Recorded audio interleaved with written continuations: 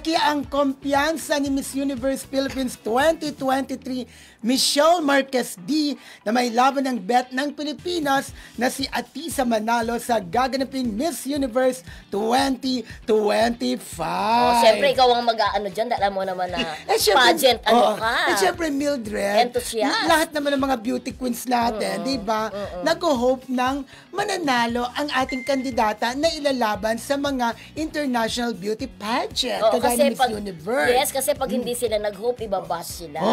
Sasabihin ay sarili mong hindi mo sinusuportahan. Correct, diba? pero and knowing Michelle D na napakabait din na tao, di ba? Napaka-supportive din sa kapwa niya, beauty queen, I'm sure, na talaga namang minimin niya kung anong gusto niyang, ibig niya sabihin. Amazing! Yeah, si Atisa Manalo, di ba? Correct. Kailan na maiuwi daw niya ang corona, pang-5 corona ng Miss Universe sa Pilipinas. Masundan kaya ito November after 21, Mildred, sa Bangkok, Thailand. Doon din? Yes, sa Thailand Oh my din. God. Ito nga ang sinasabi. Baka naman swerte ang Thailand sa atin. Ito na nga, di ba si Kirk Bonda, nanalo ng Mr. International sa Thailand. Sa Thailand. Si Emma Tiglao, nanalo ng Miss Grand International sa Thailand din. Baka daw itong si Atisa Mildred ay swertihin.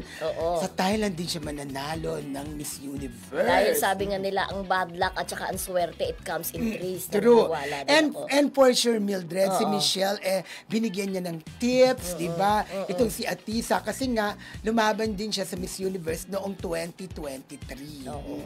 So, good luck sa ating pambato. Ilang tulog na lang, di ba? Correct. Sana masungkit natin ulit. Kasi ito, ang sarap-sarap ng pakiramdam na may katulad ng pagkapanalo ni Emma Tiglao, di ba? Parang, kumbaga, maraming natuwa. Dahil, di ba, sa kabila ng mga issue dito, sa Pilipinas, di ba? At least may good news daw naman.